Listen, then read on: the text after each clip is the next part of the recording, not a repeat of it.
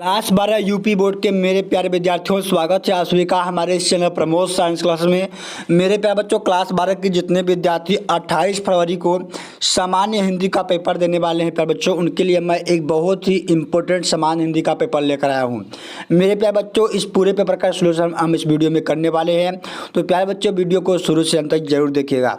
यहाँ पर देखिए पेपर का जो कोड है प्यारे बच्चों वो 302 CB है।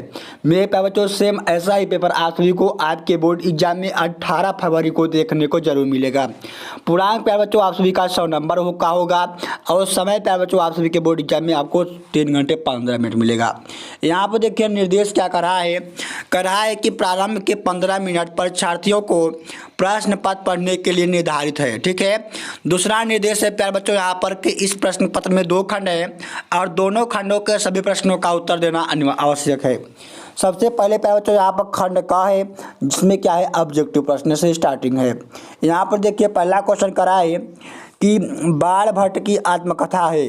प्यारे बच्चों ऑप्शन क है जीवनी, ख है आत्मकथा, ग है संस्मरण और घ है यहाँ पर उपन्यास। मेरे प्यारे बच्चों इसमें सभी बच्चे गलती क्या करते हैं, यहाँ पर देखिए देख लेते हैं कि आत्मकथा लिखा हुआ है और ऑप्शन यहाँ पर टिक मार के आते हैं कि आत्मकथा है, जो कि प्यारे बच्चों 100% गलत आंसर है। ठीक है। यहाँ पर प्यारे बच्चों लिखा है आत्मकथा, बट मेरे प्यारे बच्चों यह जो रचना है यह एक उपन्यास विधा की रचना है। बात करें प्यारे बच्चों यह रचना किसकी है, तो प्यारे बच्चों यह एक हजारी प्रसाद द्विवेदी का उपन्यास है। बाण भट्ट की आत्मकथा जो है बच्चों ये एक उपन्यास है, किसका है, हजारी प्रसाद द्विवेदी जी का है। ठीक है। अगला है प्यारे बच्चों यहाँ पर दूसरा वाला क्वेश्चन करा है कि आकाश के तारे की रचना के रचनाकार कौन है। मेरे प्यारे बच्चों आकाश के तारे, धरती के फूल, ये सारी रचनाएं प्यारे बच्चों कन्हैया लाल मिश्र प्रभाकर का है, तो ऑप्शन नंबर क यहाँ पर क्या हो जाएगा, राइट आंसर होगा। इसी तरीके से प्यारे बच्चों यहाँ पर अगला क्वेश्चन है कि जैनेन्द्र कुमार की निम्नलिखित में से कौन सी रचना उपन्यास नहीं है। तो मेरे प्यारे बच्चों यहाँ पर देखिए कल्याणी हो गई, वातायन हो गया और जयवर्धन हो गया। मेरे प्यारे बच्चों ये देखिए ये तीनों क्या है, उपन्यास किसकी है प्यारे बच्चों, जैनेन्द्र कुमार की है। लेकिन मेरे प्यारे बच्चों कराए कौन सी रचना उपन्यास नहीं है, तो मेरे प्यारे बच्चों ये जो मुक्तिबोध है ये उपन्यास विधा की रचना नहीं है, तो ऑप्शन नंबर ग यहाँ पर क्या होगा, राइट आंसर होगा। इसी तरीके से चौथा वाला क्वेश्चन करा है कि ये और वे संस्मरण के लेखक कौन है, तो मेरे प्यारे बच्चों सरदार पुरुष क्या है लेखक है, तो ऑप्शन नंबर घ यहाँ पर क्या हो जाएगा, राइट आंसर होगा। इसी तरीके से पांचवा क्वेश्चन है कि कल्पवृक्ष निबंध के लेखक कौन है। मेरे प्यारे बच्चों कल्पवृक्ष के जो निबंध के लेखक है वो कौन है प्यारे बच्चों, वासुदेव अग्रवाल जी है, तो ऑप्शन नंबर यहाँ पर ग क्या हो जाएगा प्यारे बच्चों, राइट आंसर होगा। इसी तरीके से अगला क्वेश्चन करा है कि श्रद्धा और प्रेम के योग नाम भक्ति है, किस विद्वान का यह कथन है, तो प्यारे बच्चों आचार्य रामचंद्र शुक्ल का यह कथन है कि श्रद्धा और प्रेम के योग का नाम क्या है, यह भक्ति है। ये कथन किसका है, तो आचार्य रामचंद्र शुक्ल का है। अगला क्वेश्चन है कि दूसरा तार सप्ताह प्रकाशित हुआ था। मेरे प्यारे बच्चों इस पर क्वेश्चन बहुत फेमस है, या फिर पूछ लेता है कभी कभी कि तार सप्ताह के प्रकाशन कौन से है, या फिर पूछ लेता है प्यारे बच्चों यहाँ पर कि तार सप्ताह का प्रथम तार सप्ताह कब प्रकाशित हुआ था, दूसरा तार सप्ताह कब प्रकाशित हुआ था और तीसरा तार सप्ताह कब प्रकाशित हुआ था। तो मेरे प्यारे बच्चों देखिए पहला तार सप्ताह जो है वो 1943 में प्रकाशित हुआ था। कब हुआ था, 1943।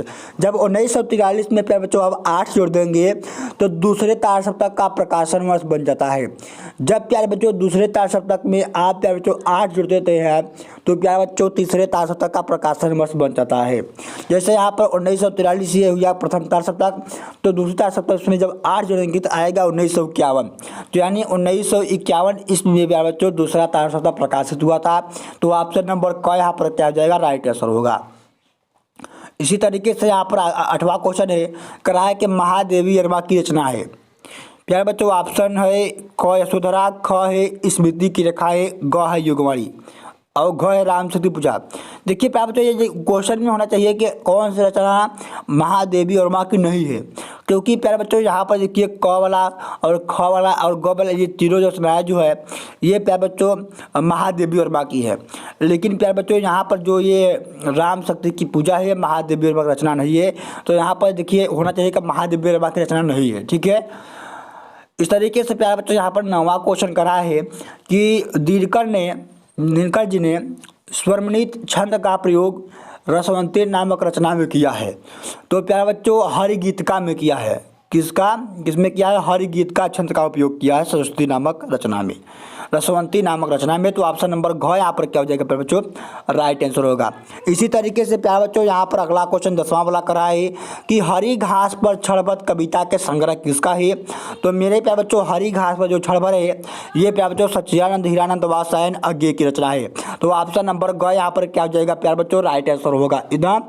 इसी तरीके से देखिए तीसरा क्वेश्चन क्या करा है कि दिए गए गद्यांशों को पढ़कर उन पर आधारित प्रश्नों के उत्तर दीजिए। मेरे प्यारे बच्चों यहाँ पर गद्यांश दिया गया है। गद्यांश को देखिए सबसे पहले हल करने का बेस्ट ट्रिक यही है कि सबसे पहले आप लोग गद्यांश को पढ़िए। गद्यांश को पढ़ने से प्यारे बच्चों यह पता चल जाता है कि गद्यांश जो है किस बात से लिया गया है। जैसे यहाँ पर है कि ईश्वादेश प्रेरित निंदा भी होती है, लेकिन उसमें वह मजा नहीं जो मिनसरी भाव से निंदा करने में आता है। देखिए इसमें कई जगह निंदा रहा। देखिए यहाँ पर भी निंदा है, यहाँ पर भी निंदा है, और प्यारे बच्चों यहाँ पर भी निंदा है। ठीक है, और यहाँ देखिए निंदक है, और प्यारे बच्चों ऐसे कई जगहों पर क्या है? निंदा आ रहा है। तो प्यारे बच्चों ये जो पाठ है ये निंदा रस से लिया गया है। तो ये गद्यांश देखिए निंदा रस से लिया गया है। तो इस पे सबसे पहला क्वेश्चन करा है को उपर्युक्त गद्यांश के पाठ और लेखक का नाम लिखिए। तो पाठ का नाम प्यारे बच्चों लिखेंगे निंदा रस और लेखक का नाम लिखेंगे हरिशंकर परसाई। ठीक है, इस तरीके से आप सभी को गद्यांशों को हल करना होगा। अब देखिए यहाँ पर दूसरा क्वेश्चन क्या करा है कि रेखांकित अंश की व्याख्या कीजिए। ठीक है, तो आप रेखांकित अंश की व्याख्या हेड डालेंगे और लिखेंगे कि लेखक का कहना है कि निंदा ईर्ष्या भाव से प्रेरित होती है और मिशनरी भाव से की गई निंदा बिना किसी द्वेष भाव के धर्म प्रचार और पूर्ण कार्य की भावना से की जाती है। ईर्ष्या भाव प्रेरित होकर निंदा करने वाले में वह आनंद नहीं होता। जो इस तरीके से क्या करना है आप सभी को रेखांकित अंश की प्यारे बच्चों व्याख्या करना होगा। आगे तीसरा वाला क्वेश्चन करा है कि मिनसरी निंदक शांति का अनुभव कब करता है? तो लिखेंगे कि मिनसरी निंदक ईर्ष्या द्वेष 24 घंटे जलता है और निंदा का जल छिड़क कर कुछ शांति अनुभव करता है। इस तरीके से सारे क्वेश्चन का आंसर आप सभी को गद्यांश में देखने को मिलता है।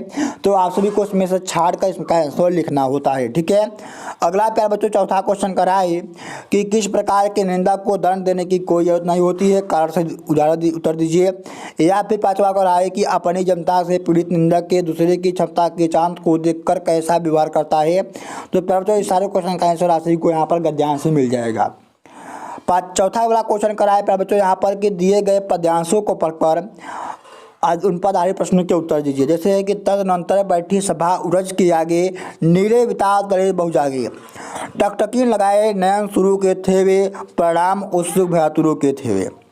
प्यारे बच्चों यहाँ पर देखिए जो पद्यांश है ये प्यारे बच्चों जो है कैकई के अनुताप से लिया गया है। कहाँ से? कैकई के अनुताप शीर्षक से लिया गया है। तो आप यहाँ पर देखिए पाठ का नाम क्या हो जाएगा? कैकई का अनुताप। और कैकई के अनुताप का जो लेखक है प्यारे बच्चों वो कौन है? मैथिली शरण गुप्त जी का है। कौन है? मैथिली शरण गुप्त जी हैं। तो प्यारे बच्चों इस तरीके से क्या होगा सबसे पहले पता करना होगा यही कि पाठ का नाम क्या है और कवि का क्या नाम है। तो यहाँ पर देखिए सबसे पहला क्वेश्चन करा है कि उपयुक्त पाठ के शीर्षक और कवि का नाम बताइए। तो लिखेंगे शीर्षक का नाम प्यारे बच्चों कैकई का अनुताप और कवि का नाम लिखेंगे मैथिली शरण गुप्त। ठीक है, इस तरीके से आप सभी को इसका आंसर देना होगा। प्यारे बच्चों दूसरा क्वेश्चन करा है कि रेखांकित अंश की व्याख्या कीजिए। तो मेरे प्यारे बच्चों आप रेखांकित अंश की व्याख्या हेडलाइन लेंगे और लिखेंगे इसमें यहाँ पर कि पंचवटी के तारों से भरपूर चांदनी की रात्रि में सभा हो रही थी। उस सभा में अयोध्या से भरत के साथ आए हुए सभी लोग शांतिपूर्वक बैठे हुए थे। उपस्थित सभी लोग सभा में होने वाले निर्णय के परिणाम को जानने के लिए उत्सुक थे। उस सभा में मौन को तोड़ते हुए राम ने भरत को एक संबोधित करते हुए कहते हैं क्या कहते हैं कि हे भरत, अब तुम अपनी इच्छा बताओ। राम के द्वारा अत्यधिक गंभीर वाणी बोलने से ऐसा सभा को प्रतीत होता है कि समुद्र का जल गंभीर गर्जन कर रहा है। इस प्रकार से राम की वाणी सभी सभा में बैठे वाले लोगों को क्या होता है, प्रतीत होता है। तो इस प्रकार से क्या करना है, अपने शब्दों में प्यारे बच्चों इसका रेखांकित रस की व्याख्या करना होगा। प्यारे बच्चों अगला यहाँ पर क्वेश्चन तीसरा वाला करा है कि भरत किसे लेने चित्रकूट गए थे। तो प्यारे बच्चों राम को लेने क्या गए थे, भरत चित्रकूट गए थे। अगला क्वेश्चन है कि अयोध्या का राज्य किसे मिला। तो प्यारे बच्चों अयोध्या का राज्य भरत को मिला था, ठीक है। अगला देखिए क्वेश्चन करा है कि प्रभु बोले गिरा गंभीर निरनिध जैसी पंक्ति में कौन सा अलंकार है। तो मेरे प्यारे बच्चों देखिए निरनिध जैसी, यहाँ पर जैसी का मतलब क्या कर रहा है, उपमा कर रहा है ना, तुलना किया जा रहा है। तो यहाँ पर देखिए उपमा अलंकार होगा पहला बात। और यहाँ है गिरा गंभीर, जिसमें देखिए ग वर्ण की क्या है, 2 बार आवृत्ति हुई है। तो जहाँ पर एक वर्ण का एक से अधिक बार आवृत्ति होती है वहाँ पर क्या होता है, अनुप्रास अलंकार होता है। इस प्रकार से इस पंक्ति में क्या है, अनुप्रास अलंकार भी है, ठीक है। अगला क्वेश्चन प्यारे बच्चों यहाँ पर 5वां क्वेश्चन आता है, जो कि कह रहा है कि निम्नलिखित में से किसी एक लेखक का जीवन परिचय देते हुए उनके प्रमुख रचनाओं का उल्लेख कीजिए। मेरे प्यारे बच्चों अधिकतम विशाल सीमा जो है वो आप सभी का 80 शब्द दिया गया है। यहाँ पर जो लेखक है प्यारे बच्चों हरिशंकर परसाई जी हैं, आचार्य हजारी प्रसाद द्विवेदी जी है और पंडित दीनदयाल उपाध्याय जी हैं। प्यारे बच्चों इन तीनों कवियों का आप सभी को जीवन परिचय यदि याद है तो बहुत अच्छी बात है। यदि नहीं याद है प्यारे बच्चों आप तीनों कवियों का जीवन परिचय याद कर लीजिए। यानी शुरू के पार्ट से 3 कवियों का आप सभी को जीवन परिचय, साहित्यिक परिचय तैयार करना होगा प्यारे बच्चों, ठीक है। तो इस वीडियो में मैं आप सभी को आचार्य हजारी प्रसाद द्विवेदी का जीवन परिचय बताने वाला हूँ। लिखेंगे जीवन परिचय और लिखेंगे कि हिंदी के श्रेष्ठ निबंधकार आचार्य हजारी प्रसाद द्विवेदी का जन्म सन 1907 ईस्वी में बलिया जिले के दुबे का छपरा नामक ग्राम में हुआ था। इनके पिता श्री अनमोल द्विवेदी जो ज्योतिष और संस्कृत के प्रकांड विद्वान थे, अतः इन्हें ज्योतिष और संस्कृत की जो शिक्षा थी उत्तराधिकार में प्राप्त हुई। काशी जाकर इन्होंने संस्कृत साहित्य और ज्योतिष का उत्तरी ज्ञान प्राप्त किया। आगे लिखेंगे यहाँ पर कि इनकी प्रतिभा का विशेष विकास विश्वविख्यात संस्था शांति निकेतन में हुआ। वहाँ ये 11 वर्ष तक निर्देशक के रूप में कार्यरत रहे। वहीं इनके विस्तृत अध्ययन और लेखन का कार्य प्रारंभ हुआ। सन 1949 ईस्वी में लखनऊ विश्वविद्यालय ने इन्हें डीलिट की उपाधि से और सन 1957 ईस्वी में भारत सरकार ने इन्हें पद्म भूषण की उपाधि से विभूषित किया। इन्होंने काशी विश्वविद्यालय और पंजाब विश्वविद्यालय में हिंदी विभाग के अध्यक्ष पर कार्य किया तथा उत्तर प्रदेश की हिंदी ग्रंथ अकादमी की ये अध्यक्ष रहे। आगे लिखेंगे यहाँ पर कि इसके बाद हिंदी साहित्य के सम्मेलन प्रयाग के ये सभापति भी रहे और 1979 ईस्वी में प्यारे बच्चों इनका मृत्यु हो गया। इस तरीके से आप सभी को इनका जीवन परिचय लिखना होगा प्यारे बच्चों। आप यहाँ पर इसकी शॉर्ट ले लीजिए और अपने कॉपी में नोट डाउन करके यहाँ पर आप सभी को देखिए याद करना होगा। जब तक ये आप याद नहीं करेंगे प्यारे बच्चों, सुनने से नहीं याद होगा। जब तक आप यहाँ पर इसको याद नहीं करेंगे तब तक ये जीवन परिचय तैयार नहीं होगा आपका, ठीक है।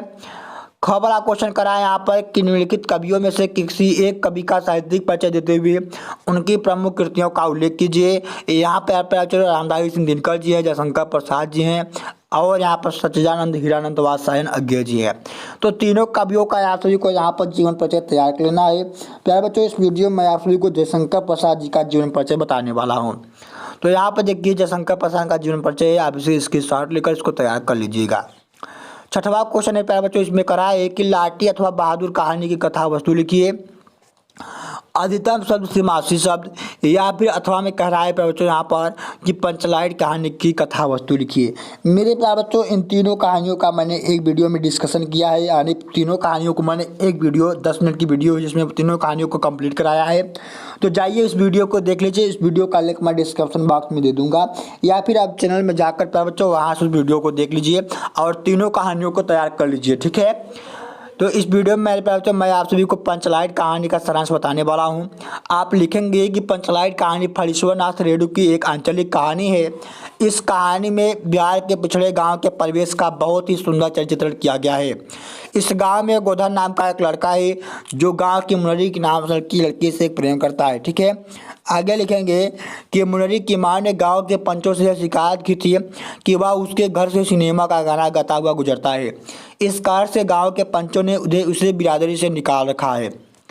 आगे लिखेंगे यहाँ पर कि एक दिन रामनवमी के मेले से गांव वाले एक पंचलाइट खरीद कर लाते हैं। जो पैसे बचते हैं उससे पूजा की सामग्री खरीद लेते हैं।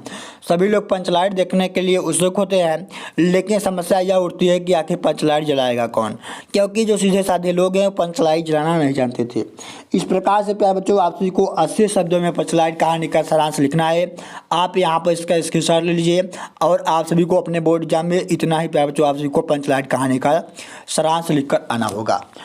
सातवां क्वेश्चन करा है बच्चों कि स्वप्निल खंडकाव्य के आधार पर किसी एक खंडकाव्य के प्रश्न का उत्तर दीजिए। तो मेरे प्यारे जो खंडकाव्य होता है वो अलग अलग जिले में अलग अलग चलता है। तो आपके जिले में जो भी खंडकाव्य चलता हो, जो भी खंडकाव्य पढ़ाया जाता है, आप उसी को तैयार कर लीजिए। यहाँ पर अगला क्वेश्चन है प्यारे बच्चों का रहा है खंड ख है, और खंड ख में 8वां क्वेश्चन का रहा है कि निम्नलिखित संस्कृत गद्यांशों में से किसी एक का सशब्द हिंदी में अनुवाद कीजिए। प्यारे बच्चों, इस तरीके से यहाँ पर आप सभी के एक गद्यांश दिया गया संस्कृत का। तो सबसे पहले इसमें आप सभी को इसका संदर्भ लिखना होगा। संदर्भ हेडेंगे और लिखेंगे कि प्रस्तुत संस्कृत गद्यांश हमारी पाठ्य पुस्तक हिंदी के संस्कृत खंड में संकलित सुभाषित रत्नान संस्कृत भाषा या महत्वम पाठ से लिया गया है। ठीक है, इस प्रकार से आप सभी को इसका संदर्भ लिखना होगा। आगे प्यारे बच्चों, इसका हिंदी में अनुवाद करना है। तो आप लिखेंगे हिंदी में अनुवाद जानेंगे और लिखेंगे यहाँ लिखेंगे इसमें कि संस्कृत का साहित्य रसपूर्ण है और उसका व्याकरण अत्यंत सुनिश्चित और व्यवस्थित है। उसकी गद्य और पद दोनों रचनाओं में ललित भाव बोध को समझाने की अद्वितीय क्षमता और स्वर्ण माधुर्य विद्यमान है। अधिक क्या कहा जाए, चरित्र निर्माण के लिए जैसी उत्तम पीड़ा संस्कृत साहित्य देता है वैसा किसी अन्य साहित्य में नहीं मिलता है। मूलभूत मानवीय गुणों जैसी विवेचना संस्कृत साहित्य में मिलती है वैसी अन्यत्र कहीं नहीं। दया, दान, पवित्रता, उदारता, ईश्वरित भाव, क्षमा आदि अनेक गुण इस साहित्य के अध्ययन से प्राप्त होते हैं या उत्पन्न होते हैं। अगला क्वेश्चन है बच्चों खवाला कहा है कि निम्नलिखित संस्कृत श्लोकों में से किसी एक के का संदर्भ सहित हिंदी में अनुवाद कीजिए। तो मेरे प्यारे बच्चों यहाँ पर देखिए दो आप सभी को श्लोक दिया गया, एक यहाँ पर है, एक अथवा में यहाँ पर दिया गया है। तो क्या करना है, किसी एक का आप सभी को हिंदी में अनुवाद करना है और प्यारे बच्चों उसका क्या करना है, संदर्भ लिखना है। जैसे अथवा में यहाँ पर है उदित सविता ताम अस्ताम अस्त में च संपत्ता च विभता च महाताम एक रूपता। तो प्यारे बच्चों इसका संदर्भ लिखेंगे कि प्रस्तुत संस्कृत श्लोक हमारी पाठ्य पुस्तक हिंदी के संस्कृत खंड में संकलित सुभाषित रत्नान पाठ से लिया गया है। और इसका भी हिंदी में अनुवाद लिखेंगे कि सूर्य उदित होने समय लाल होता है और अस्त होने के समय भी लाल होता है। इसी प्रकार महान लोग सुख और दुख में एक रूप होते हैं, अर्थात महान लोग पर सुख और दुख का कोई प्रभाव नहीं पड़ता है। इस तरीके से लिखेंगे। अगला क्वेश्चन कराए प्यारे बच्चों नवा वाला के मुहावरों में से यानी निम्नलिखित मुहावरों में से किसी एक का अर्थ लिखिए और वाक्य में प्रयोग कीजिए। सबसे पहले आप सभी को किसी एक का क्या करना है, अर्थ लिखना है, फिर उसे वाक्य में प्रयोग करना है। तो जैसे यहाँ पर है कि अंधे का लाठी होना, तो आप इसका लिखेंगे अर्थ लिखेंगे कि अंधे का लाठी होने का मतलब होता है कि एकमात्र सहारा होना। अब आप सभी को यहाँ पर अर्थ लिखने का 1 नंबर मिल गया। अब लिखेंगे वाक्य में प्रयोग, और वाक्य में प्रयोग करना है आप सभी को अंधे की जो लाठी है इसी का क्या करना है, ऐसा सेंटेंस बनाना है कि इसका आप सभी को सही अर्थ निकले। ठीक है, जैसे है कि लिखेंगे कि उनके पिता का बहुत तबीयत खराब है, वो एक अंधे की लाठी है मानी एकमात्र सहारा है। इस तरीके से आप सभी को इसका क्या करना है, वाक्य में प्रयोग करना है।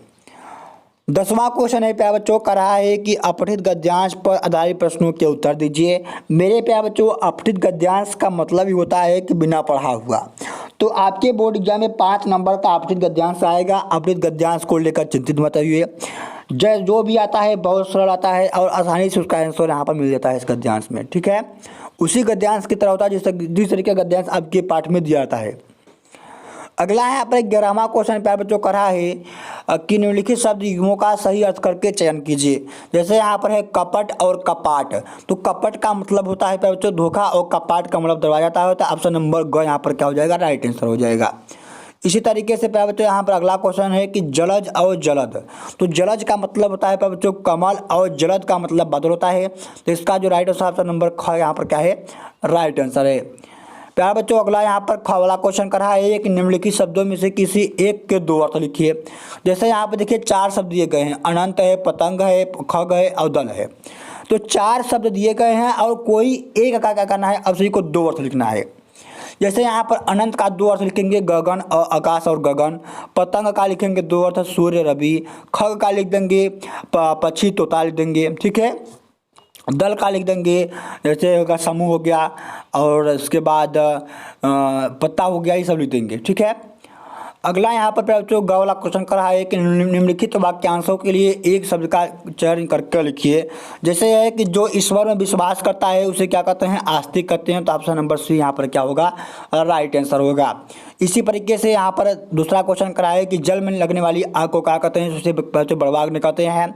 और प्यारे बच्चों जंगल में आग लगने वाली को प्यारे बच्चों दावा अग्नि कहते हैं। और प्यारे बच्चों यहाँ पर जो पेट में आग लगती है उसे जठरा अग्नि कहते हैं, ठीक है। अगला क्वेश्चन यहाँ पर कर रहा है घ वाला कि निम्नलिखित में से किन्हीं 2 वाक्यों को शुद्ध करके लिखिए। तो यहाँ पर 4 वाक्य दिया गया है, चारों में से किसी 2 को क्या करना है, शुद्ध करके लिखना है। जैसे यहाँ पर केवल 200 रुपये मात्र की बात थी, तो आप इसे शुद्ध करके लिखेंगे कि मात्र केवल 200 रुपये की बात थी। दूसरा है कि हवा ठंडी बह रही है, तो लिखेंगे शुद्ध करके कि ठंडी हवा बह रही है। इस तरीके से लिखना है। अगला प्यारे बच्चों 12वां क्वेश्चन कर रहा है, इसमें रस अलंकार संबंधित है। तो प्यारे बच्चों रस अलंकार का भी मैंने वीडियो बनाया है। मात्र 10 मिनट के वीडियो में पूरे रस अलंकार को मैंने समाप्त किया है। जाइए वहां से उस वीडियो को देखकर रस अलंकार तैयार कर लीजिए प्यारे बच्चों। 13वां क्वेश्चन प्यारे बच्चों कर रहा है कि निम्नलिखित में से किसी एक विषय पर निबंध लिखिए। तो प्यारे बच्चों यहाँ पर मैं आप सभी को 4 निबंध दे रहा हूँ। इन चारों निबंध को तैयार कर लीजिए। 100% गारंटी है मेरे बच्चों कि ये चारों निबंध में से कोई एक निबंध आपके बोर्ड एग्जाम में जरूर आएगा, ठीक है।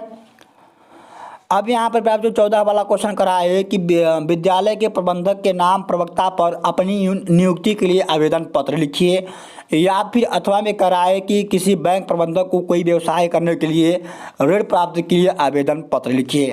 तो मेरे प्यारे बच्चों मैं देखिए आप सभी को दोनों पत्र तैयार करना है।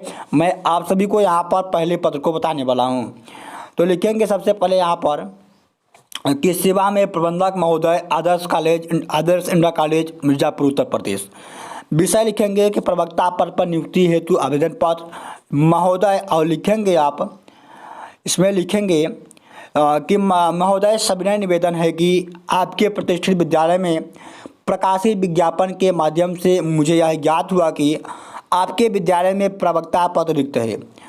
मैं उक्त पद हेतु अपने नियुक्ति के लिए आवेदन करना चाहता हूं या चाहती हूं। मैंने हिंदी विषय से में स्नातकोत्तर MA की परीक्षा उत्तीर्ण की है तथा BEd की उपाधि भी प्राप्त की है। आगे लिखेंगे इसमें कि मुझे अध्यापन काल पर्याप्त बहुत अनुभव है। विद्यार्थियों को सरल एवं रुचि ढंग से समझाने का पूर्ण क्षमता मुझ में है। मैं विद्यालय के नियमों का पालन करते हुए पूर्ण निष्ठा एवं ईमानदारी से कार्य करने का आश्वासन देता हूं। अतः आपसे अनुरोध है कि मेरी शैक्षिक योग्यता का अनुभव को ध्यान में रखते हुए मुझे प्रवक्ता पद पर नियुक्ति करने की कृपा करें। इसके लिए मैं आपका सदा आभारी रहूँगा, ठीक है। आप यहाँ पर लिखेंगे धन्यवाद, और भौदी में क्या करेंगे, नाम लिखेंगे, पता लिखेंगे और दिनांक लिखेंगे। मेरे प्यारे बच्चों इस तरीके से पूरे पेपर का सॉल्यूशन कर लेना है। इस पेपर का PDF हमारे टेलीग्राम चैनल पर मिलेगा। जाइए टेलीग्राम चैनल पर और वहाँ से प्यारे बच्चों आप पेपर को डाउनलोड कर लीजिए। टेलीग्राम चैनल का लिंक इसी वीडियो के डिस्क्रिप्शन बॉक्स में है। तो प्यारे बच्चों मिलता हूँ अगली वीडियो में एक नए टॉपिक के साथ। जय हिंद।